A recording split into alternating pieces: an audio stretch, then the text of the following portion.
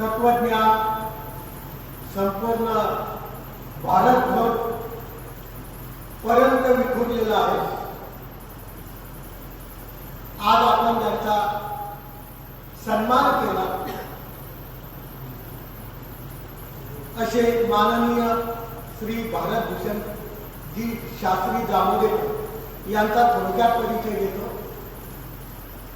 हे 2012 ते 2017 श्री चक्रधर गुरुकुल हायस्कूल या ठिकाणी शास्त्री पदवी यांनी प्राप्त केली. या 5 वर्षाच्या परीक्षा नागपूर येथे झाल्या आणि 2010 मध्ये मला गुरुकुलची जिम्मेदारी आली आणि 2012 मध्ये त्यांनी ऍडमिशन घेऊन 2017 पर्यंत शास्त्री पदवी प्राप्त केली. वास्तविक त्यांचं जीवन पहिल्यापासून पाहतो खूप विनम्रशील आहे. अतिशय कष्टाळू जीवन आहे. अतिशय कष्टातून संघर्षातून त्यांनी ही शास्त्री पदवी प्राप्त केली. त्यानंतर असं वाटत नव्हतं की इतकी मोठी ते झेप घेतील. त्यानंतर त्यांचा प्रयत्न चालूच राहिला आणि प्रयत्न चालू असताना खूप त्या प्रयत्नामध्ये अडथळे आले, परंतु प्रत्येक अडथळ्याला न जुमानता त्यांनी अंबड, आपल्याला सर्वांना माहीत आहे जालना जिल्ह्यामध्ये अंबड तालुका आहे आणि पांचाळे सोडला जाताना हे अंबड गाव लागतं. या अंबड गावाला त्यांचा आश्रम आहे. आश्रम आपल्याला थोडक्यात परिचय द्यायचा होता ते त्यांचे आजोबा मानवा पंथातले प्रसिद्ध कवी. आतापर्यंत खूप पुस्तके त्यांच्या भजनांचे निघाले आहे. असे भानुकवी, त्या भानुकवीचे हे नातू भानुकवीचे शिष्य, त्यांच्या परंपरेत असलेले भानुकवी खूप कुल्लूरकर बाबा बदनापूर यांच्या संविधानात खूप विद्वान असलेले माणसं. अतिशय सुंदर प्रकारचं ते कीर्तन करायचे आणि कीर्तन करत असताना त्यांचं कीर्तन मी स्वतः ऐकलेलं. आमचा लांडे बाबाचा मार्ग कनाशीला होता आणि वाघडीला यात्रा राहायची आणि त्या यात्रेमध्ये या बाबांचं कीर्तन राहायचं. एकीकडे तमाशा राहायचा, एकीकडे कीर्तन राहायचं. पण तमाशाला कोणी जात नव्हते जितके कीर्तनाला यायचे. इतका गोडावा होता त्या कीर्तनामध्ये. एकदा 7 खंडेरा घेऊन वाजवायचे. अशा असलेल्या विद्वत्पूर्ण त्यांचे पुस्तक आजही आपण जर पाहिले तर खूप सुंदर असे भजन आहे. ओळख करून घ्या त्या मोक्षदात्याची, भीती नाही तुम्हाला त्या घोर नरकाची. असं असलेलं कुळ जांभेकर, त्या जांभेकरा अतिशय त्यांच्या पावलावर पाऊल धरून त्यांनी त्या ठिकाणी श्री चक्रधर विद्यालय स्थापन केलं आणि त्या विद्यालयाच्या माध्यमातून BA, Sanskrit BA, Marathi BA अशा माध्यमातून त्यांनी तिथं सुरुवातीला पाया घातला. आजही अंबडला गावाच्या बाहेर ती शाळा आहे. अतिशय कष्ट झाले परंतु जुमानले नाही. परंतु नागपूरचा संपर्क जास्त असल्यामुळे, नागपूर युनिव्हर्सिटीमध्ये जाणे येणं जास्त असल्यामुळे त्यांनी रामटेक या ठिकाणी मला वाटतं MA आणि PhD 2 पदव्या त्या ठिकाणी धारण केल्या. त्यांचा ग्रंथ मी पाहिला. आम्ही ज्या परीक्षा देतो MAच्या त्यांचे हे मुख्याध्यापक नाही बरं. आता आम्ही त्यांचे गुरु होतो, आता ते आमचे गुरु आहेत. म्हणजे ते विद्यालय जे MA संस्कृत MA पदवी आहे रामटेक विद्यालयाच्या माध्यमातून ते यांचे त्याचे प्रमुख हे आहेत. त्या माध्यमातून आम्ही परमचिती चेतनम चिन्मयम मोहनंच मनोमहा उपार पारंपरम अंतपोष पोषणिकरम संपूर्ण मोहिनम जीवम जीव येते जगजीविकरम चक्रेश्वर कंकर. सर्वज्ञ श्री चक्रधर स्वामी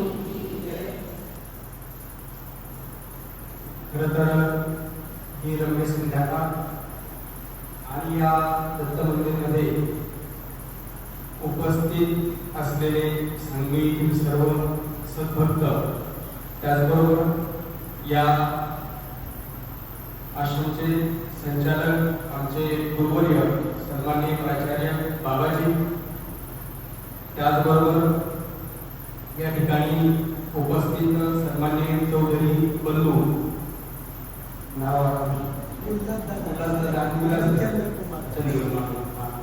त्याचबरोबर या ठिकाणी गावच्या आपण उपस्थित असलेली मंडळी, त्यामध्ये आर्यनगर महिला मंडळ असेल, आर्यनगर तरुण मित्र मंडळ असेल आणि गावातील संपर्क उद्देशी सर्वच मंडळी. खरं तर बाबाजींचा खूप दिवसांचा आग्रह होता आपण यावर एक दिवशी आणि सत्कार करायचा आहे.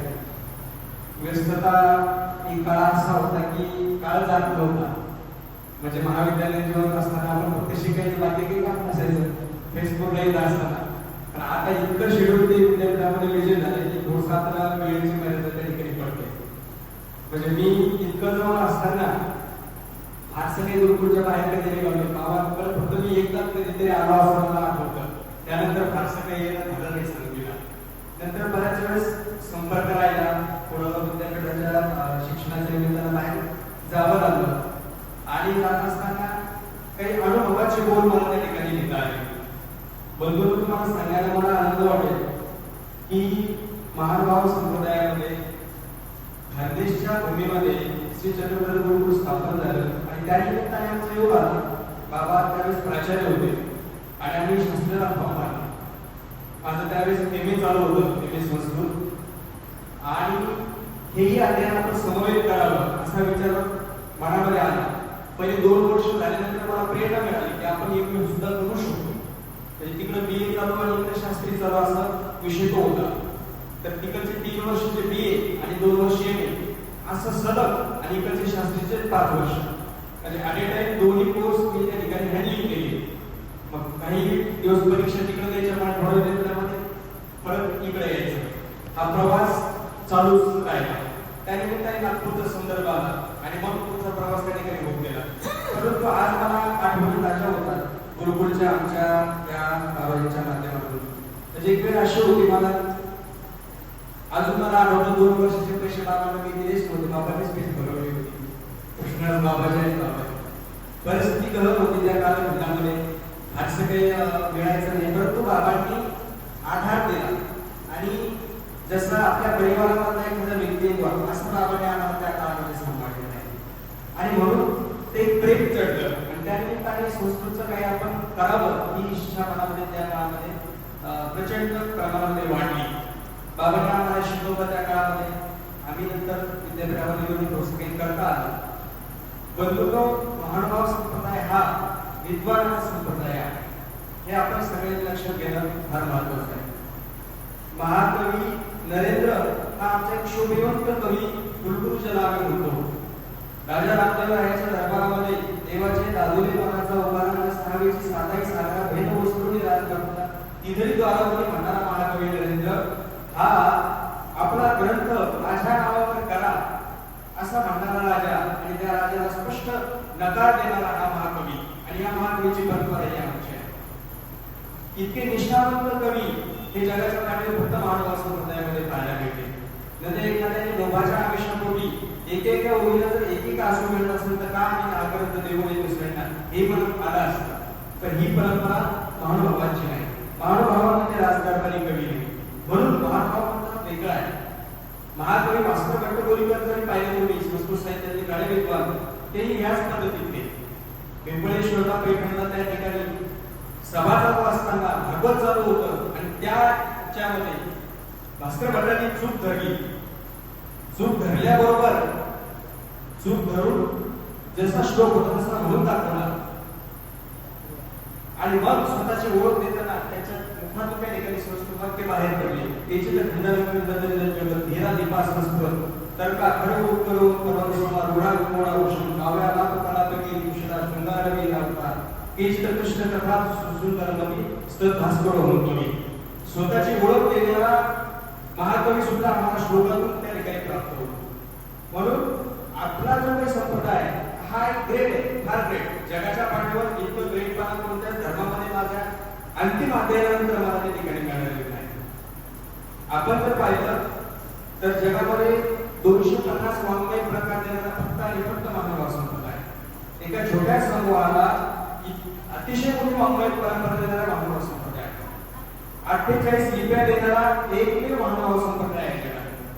ही तुमची आमची वैशिष्ट्ये आणि तुमचं आमचं सर्वांचं भाग्य खूप मोठं आहे म्हणून आम्ही महानुभाव संप्रदायाच्या आणि काहीतरी आम्हाला ठिकाणी करण्याची एक विलक्षण वृत्ती त्या ठिकाणी तयार आहे. अशा पद्धतीनं माझी नजर त्या कालखंडामध्ये चक्रपाणी व्यास बिळकर म्हणून उपाध्याय त्यांनी संस्कृत सूत्रपाठ एक तयार केलं होतं. 1923 ला प्रकाशन झालं होतं आणि मुकुंदराज बाबा आराध्य आणि आपले पेवलेवासी बाबा संस्था तर त्यांच्या माध्यमातून तो ग्रंथ माझ्या हाताला लागला आणि मला असं वाटतं की आपण ब्रह्मविद्येत थोडंसं काम करणं गरजेचं आहे. एक आपला अध्ययन होईल आणि आपल्याला काही नवं सुद्धा आपल्या मार्गदर्शन करायला देता येईल. आणि मग तो ग्रंथ पाहिल्यानंतर मला असं लक्षात आलं की मराठीमध्ये पहिल्यांदा संस्कृत सूत्र सांगितले आपण फादो सूत्र पाहणार बरोबर आहे, परंतु तीच सूत्र संस्कृत मध्ये सुद्धा त्या ठिकाणी बांधली गेली आहे आणि मग ती मला फार आवडलं.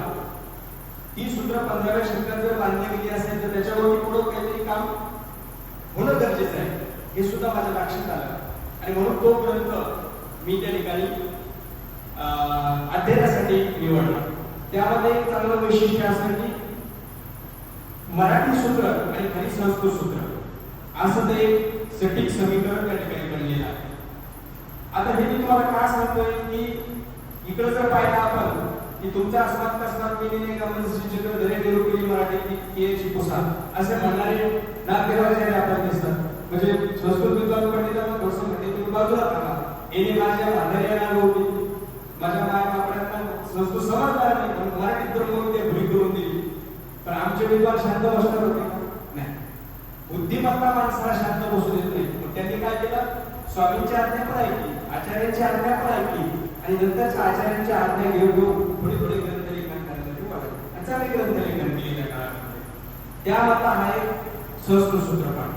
आता या संस्कृत सूत्रपाठामध्ये ज्यावेळेस अनुभव असा येतो की रत्नमाला स्तोत्र त्या ठिकाणी पूर्ण होतं आणि उद्धरण प्रकरण त्या ठिकाणी संस्कृत मध्ये करू का अशी त्या ठिकाणी आज्ञा मागायला केशवात व्यास येतात.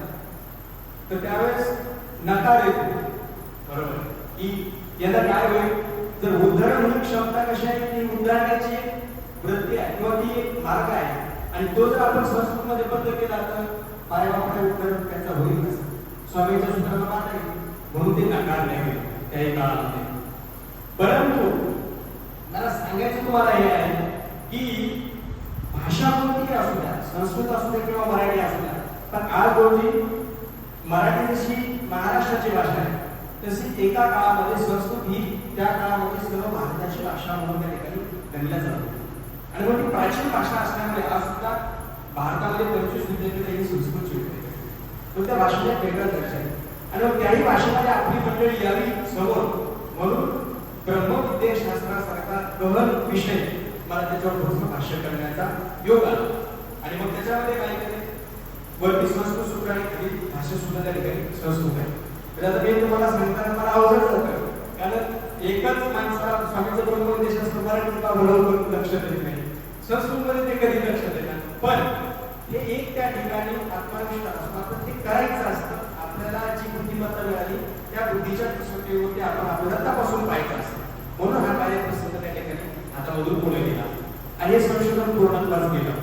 म्हणजे ब्रह्मविद्याशास्त्रावरची संस्कृत मध्ये असणारी पहिली टीका आहे असं आणि ती संप्रदायाला त्या ठिकाणी मला अर्पण करतात.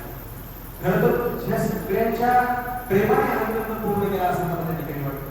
नाहीतर बरेच आचार्य संस्कृत अडचणी निर्माण झाल्या मलाही वाटत होतं साधून निर्माण होते पुढे आनंद जातो की नाही म्हणून परंतु सर्व संत महंतांचं त्या ठिकाणी आशीर्वचन पाठीमागे होतं म्हणून हा ग्रंथ त्या ठिकाणी पूर्णत्वास गेला आणि योगायोगाने ज्यावेळेस या ग्रंथाची निवड विद्यापीठामध्ये आली तर त्यावेळेस त्याला या ग्रंथामध्ये अनेक ग्रंथ इतर असतात तर त्यावेळेस कुलगुरू यांनी प्रदान केलेलं उत्कृष्ट संशोधन म्हणजे बेस्ट रिसर्च अवॉर्ड पुरस्कार त्याला सगळ्या विद्यापीठातून पहिला देण्यात आला.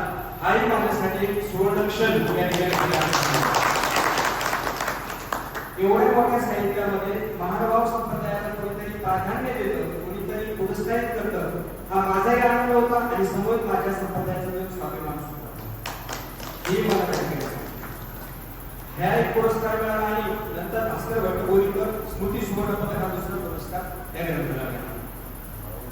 ही घटना विद्यापीठ स्तरावरती होत असल्यामुळे त्याला एक वेगळं मानांकन त्या ठिकाणी खऱ्या अर्थाने वाटतं. आणि म्हणून मला आता सांगायला आनंद वाटतो की खऱ्या अर्थाने गरज असते किंवा आमचे संदेशास्त्र विद्यार्थी असू द्या, आपल्याला सगळ्यांना या उभाऱ्यातील सांगायचे निघायचं आहे. आणि म्हणून अभ्यासाची गरज जितकी आम्हाला तितकीच ग्रस्तांना सुद्धा त्या ठिकाणी गरज आहे. आणि म्हणून सगळ्यांनी अध्यापनात लागणं हे खूप गरजेचं आहे. जोपर्यंत स्वामींच्या सूत्रांचा भक्तार्थ आम्हाला समजणार नाही तोपर्यंत आम्हाला महानुभाव संप्रदायाला आम्ही अवगणले याची खरी जाणीव त्या ठिकाणी होणार आहे. आणि म्हणून जसं ज्ञानेश्वरीमध्ये म्हटलेले एकतरी ओवी अनुभवावी, तसं आपण एकतरी सूत्र किंवा एकतरी लीळा दिवसातून त्या ठिकाणी अनुभवण्याशिवाय आपला दिवस त्या ठिकाणी मार्ग काढतो. हे अत्यंत त्या ठिकाणी महत्वाचं आहे. इतका मोठा संप्रदाय आहे. राज्यामध्ये वर्तमान काळामध्ये खूप साऱ्या गोष्टी निर्माण झालेल्या आहेत. म्हणजे मराठी भाषा विद्यापीठ विद्यापीठ झालं, आमच्या राष्ट्रपती तुकडोजी महाराज नागपूर विद्यापीठामध्ये चक्रधर सूर्याचं केंद्र झालं, त्याचं सध्या मी संचालक पद त्या ठिकाणी काम करत आहोत. त्यानंतर विद्यापीठा परत आंतरराष्ट्रीय हिंदी विश्वविद्यालयाचे केंद्र निर्माण झालं. त्यानंतर अमरावती विद्यापीठामध्ये मानव अभ्यासन केंद्र आमचं त्या ठिकाणी चालू आहे. संतपीठ पैठण या ठिकाणी मानवाचे विशिष्ट कोर्स चालू आहे. हे सगळं मानव संप्रदायाचं अध्ययन याच्यामध्ये होत असतं. म्हणून तुमच्यातली भूतपूर्व आणि चांगली असणारी मंडळी किंवा तुमचे पाल्य विद्यार्थी वगैरे मुलं यांना सुद्धा या कोर्सेसकडे त्यांना दिशा द्या, जेणेकरून काय होतं ते अध्ययन करतील आणि ते सुद्धा स्वतःच्या जीवनाचा चांगला स्वतःच्या जीवनामध्ये प्रगती करतील. त्या दृष्टीने ही गोष्ट अत्यंत महत्त्वाची आहे. बाबांचं माझ्यामध्ये असणारं प्रेम हे मला शब्दात व्यक्त करता येणार आहे. कारण एवढ्या मोठ्या मनाचे बाबा आहेत की ज्यावेळेस बाबांना मी म्हटलं, बाबा तुम्हाला एम ए करायची काहीच गरज नाही, तुम्ही स्वतः प्राचार्य आहात आणि तुम्ही आम्हाला शिकवलेलं आहे. परंतु अध्ययन त्या ठिकाणी कसं असतं म्हणून त्यांच्यातली ती वृत्ती आणि मला शेवटी एम ए करायचं हे त्यांनी करून दाखवलं की बाबा करायला हरकत नाही. आणि मग आता सुद्धा एवढ्याच्या धावपळीमध्ये बाबा त्या ठिकाणी जात सगळ्या गोष्टी करतायत. त्यांच्याकडून एक गोष्ट शिकण्यासारखी आहे की शिक्षक आणि विद्यार्थी यांचं नातं कसं असावं, त्याचबरोबर आपला शिष्य आणि गुरु यांचं नातं कसं असावं. हे कॉम्बिनेशन फार कमी लोकांमध्ये पाहायला मिळतं. म्हणजे मी बाबाने घाबरायचो, नवीन युट्यूबमध्ये आलो, पण बाबांचा तो मोबाईल स्वभाव नंतर मला 3 वर्षानंतर बाबांशी जवळ त्या ठिकाणी वाटले. तर सुरुवातीला मला अधिकाऱ्यांपासून मी फार लांब राहायचो. म्हणजे आपल्या कुठे घडलं काही आपल्याकडून चूक झाली तर आपल्याला ते चांगलं नाही ही माझ्यामध्ये विनम्रता लहानपणापासून. म्हणून बाबांकडून सुरुवातीचे 2 वर्ष मला जास्त संपर्क लाभला नाही, पण पुढच्या 3 वर्षामध्ये मग मात्र आमचं चांगलं त्या ठिकाणी झालं. सांगण्याचा हेतू असा की ही प्रेमळ व्यक्तिमत्व आयुष्यामध्ये भेटले म्हणून आयुष्याची दोर ही अत्यंत चांगली आहे. तुमच्या आमच्या जीवनामध्ये गुरु जर चांगला भेटला तर निश्चितच त्याचं जीवन हे त्या ठिकाणी उजळून निघणार आहे. खरं तर मला या ठिकाणी खूप आनंद झाला की अशा रम्य संध्याकाळी आपण सगळे या ठिकाणी आला आणि हा सत्कार केला. इतरही सत्कार त्या ठिकाणी झालेले आहेत, परंतु तुमच्या खानदेशची भूमी ही अत्यंत वेगळी आहे. अतिशय धर्मपुष्ट असणारी सगळी मंडळी आहे, धर्माप्रती आर्त असणारी ही मंडळी आहे. म्हणून मी सकाळी ते अनुभवलं तांदळवाडीला. मागे ती 5 वर्ष या परिसरामध्ये राहिलो. ही प्रेमळ माणसं आहे आणि म्हणूनच आमच्यासाठी मराठवाड्यातले विद्यार्थी ज्यावेळेस इकडे शिकायला येतात फेसबुकला किंवा गुरुकुलला, तर एक आनंद विभोर एक मनात वेगळं संकल्पना निर्माण होती. इकडं दिसत असणारी केळीचे बगीचे असतील, इकडं दिसत असणारी सुसज्ज संपन्न शेती असेल आणि त्याचबरोबर इतकंच नाही तर अगदी 5 किंवा 7 किलोमीटरवर तुम्ही गेलात तर सावला असेल, वाघोला असेल, तांदळवाडी असेल, सांगली असेल, जिकडे तिकडे महानुभाव जातात त्या ठिकाणी दिसतात. याच्यामुळे असं वाटतं की सगळे आजूबाजूला आपल्या ह्याच परिसरामध्ये आहेत. स्वामींनी संप्रदायाची भूमिका ही मराठवाड्यातून सुरुवात केलेली आहे, परंतु त्याचा जास्त प्रचार हा खानदेश आणि विदर्भात त्या ठिकाणी खऱ्या अर्थाने झालेलं आहे. हे सुद्धा या ठिकाणी नमूद करणं अत्यंत महत्त्वाचं आहे. एवढंच त्या ठिकाणी आजच्या माझ्या सत्काराबद्दल बोलतो. मला तुम्ही भरभरून प्रेम दिले, बाबांनी सत्कार केला. आदरणीय आमचे गोपालदादाजी त्यांचा मी त्या ठिकाणी धन्यवाद व्यक्त करतो. आपल्या सगळ्यांचंच मी त्या ठिकाणी मनपूर्वक धन्यवाद व्यक्त करतो.